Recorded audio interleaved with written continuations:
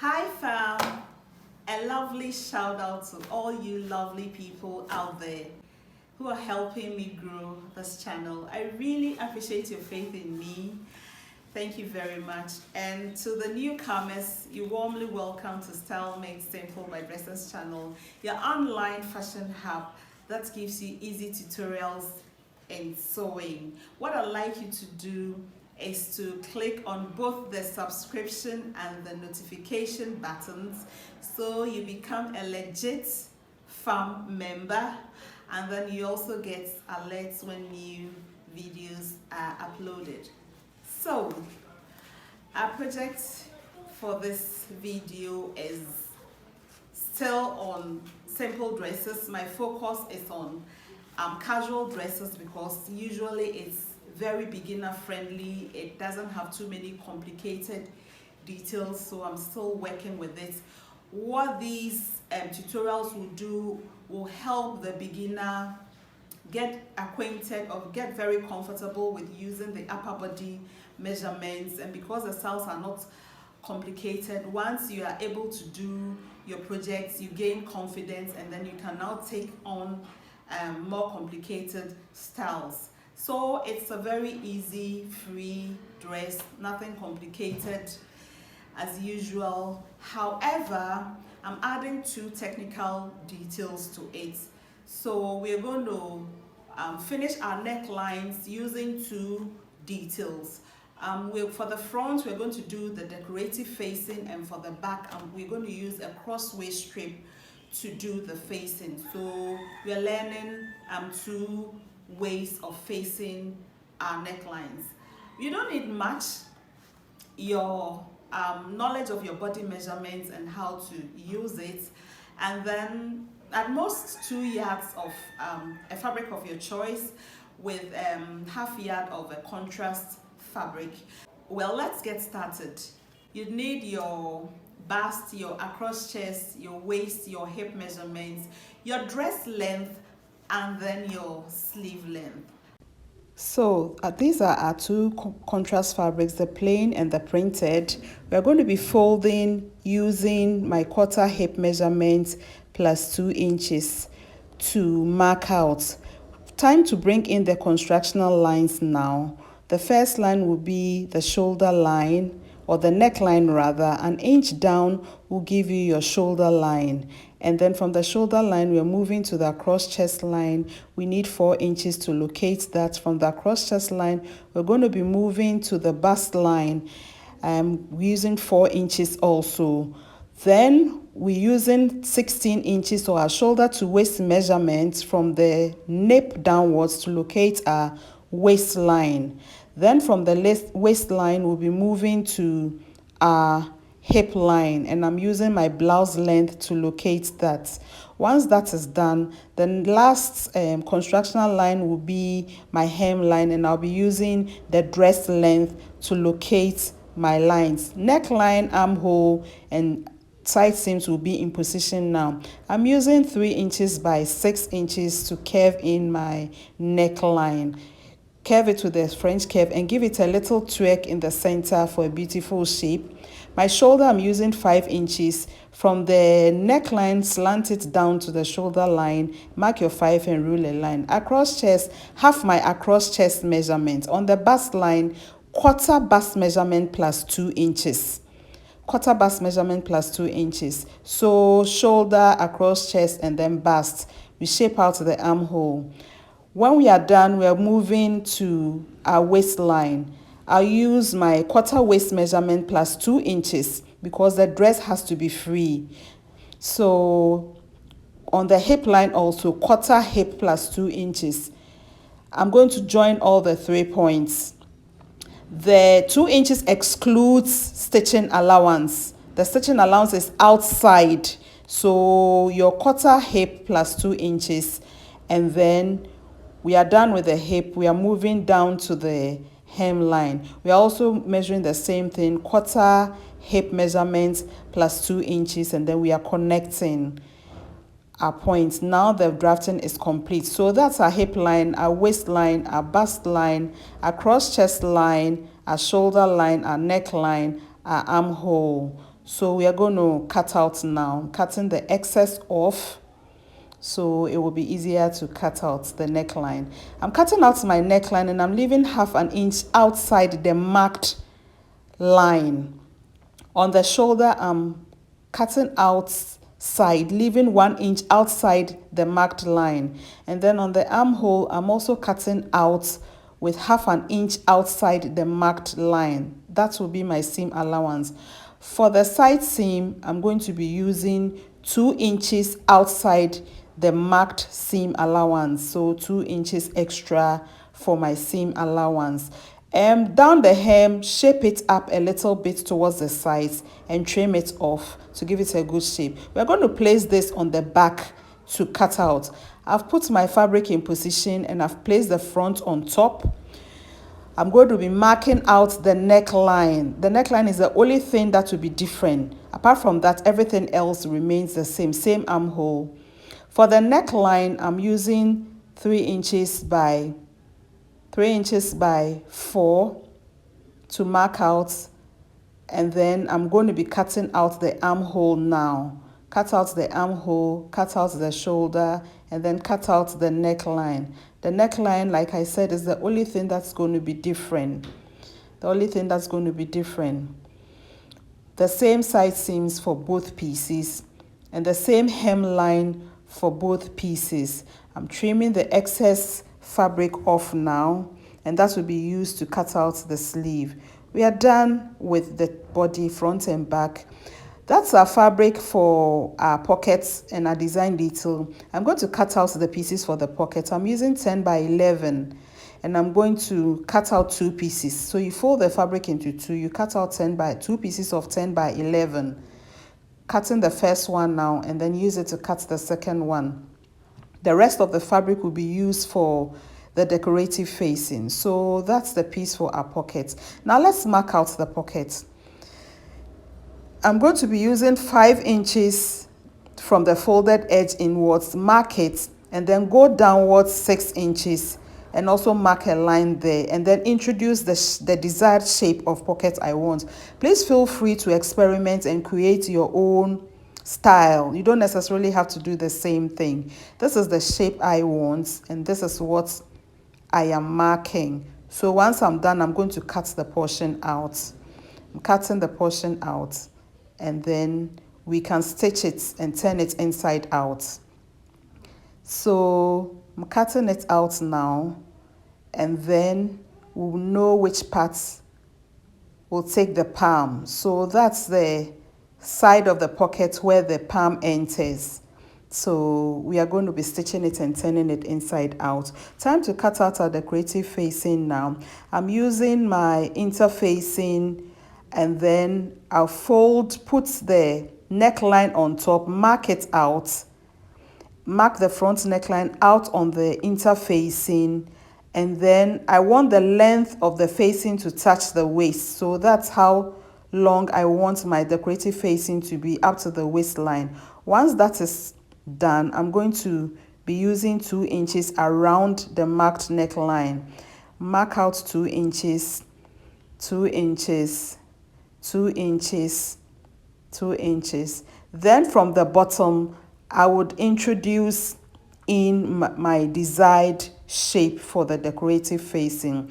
Here also you can do your own creation. This is the time for you to be creative and introduce your own ideas. You don't necessarily have to do the same thing that I am doing. So this is what I was able to come up with. Let's see what you can also come up with.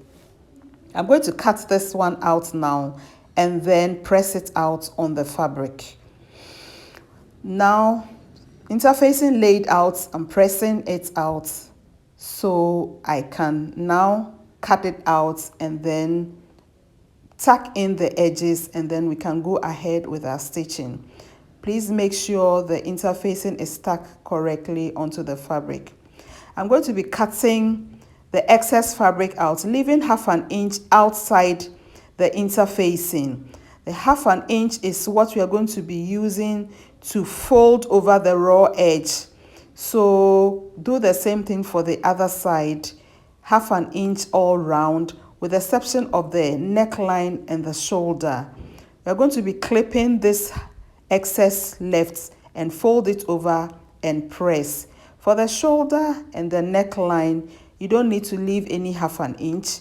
You are cutting close to the neckline or cutting as the neckline is without any extra half an inch because we're applying it directly onto the neckline. So for the neckline and the shoulder, we are not leaving any half an inch. The half an inch is only for the outer edges.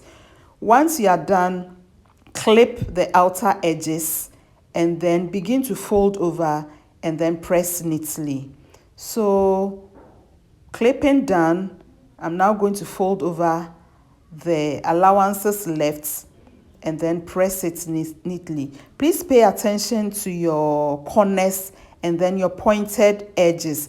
Make sure you do the folding in such a way that your pointed edges turn out properly. So you're going to be doing this thing throughout the outer edges so the facing can look very sharp and neat. Once you are done with this side, continue and do the same thing to the other half of the facing. Then when that is done, you're going to flip the facing over to the right side. Give it a final pressing to remove any excess pockets of air trapped in between the interfacing and the fabric. When that is done, fold the facing into two and create a center line. You need this center line to be able to fix the facing correctly on the garment. So press in your center line and make sure you also press in your center line on the front part of the garment. So when we are ready to place it, we'll balance and place both center lines together. So I'm pressing in my center line now on my front piece and then that will be done. So this is how it's going to look like. I'm going to cut out my sleeve now. I'm folding in 6 inches by 7 inches, 6 by 7 to cut out the sleeve. It's going to be a cap sleeve, nothing too big. The smaller it is, the cuter it is. So once it is cut, I'll fold in 2 inches for the hem to serve as the hem of the sleeve and then draft from the other end. I'm also cutting 2 strips of crossways. I folded diagonally off camera, so I'm cutting them out and then I'm going to be joining the crossway strips to face the back neckline. So those are the cutout strips. I'm going to join them diagonally and then fold it into 2 and then press lengthwise. Use it to face out the neckline. Now I folded the hem for the sleeve. I'm going to be drafting from the folded edge, the top of the folded edge. So I'm going up 5 inches. That will be my sleeve head. And then 6 inches. That will be my around arm measurement. I'm going to connect the sleeve head to the around arm. And that's it. Cap sleeve is not complicated. The smaller it is, the cuter it looks. So that's our sleeve. Now we are going to stitch the outer edges of the pockets and then turn it inside out and press. We are also going to join our crossway strip and then fold it lengthwise and also press that. When that is done, fold the hem of the sleeve, which was 2 inches, and then also stitch for pressing. Then we are going to apply our decorative facing onto the front part of the garment and then stitch it in position.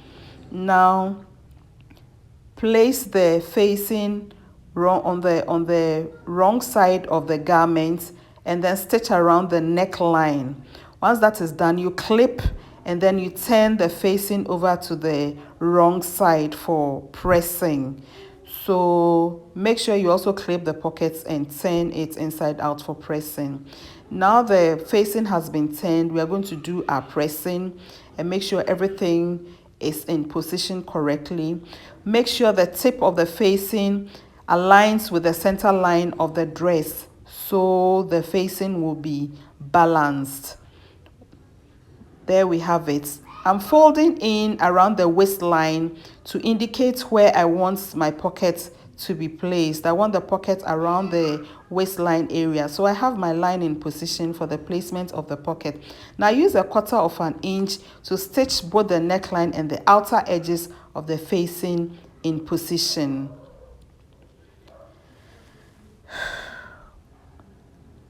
Pocket done. I'm now going to top stitch the part of the pocket that takes the palm. When that is done, I'm going to apply my facing or my crossway strip around the back neckline, clip it, top stitch, and turn to the right side. So you're applying the facing on the right side, stitch, clip, top stitch, and then turn it now to the wrong side. Clipping done. Next thing will be top stitching, and then I will turn the whole strip to the wrong side, press it again, and then we'll stitch it in position. So this is what we've been able to do so far. When we are done, we're going to press out everything, and then we can join our shoulder and our side seams. So I'm pressing out the back neckline in position now.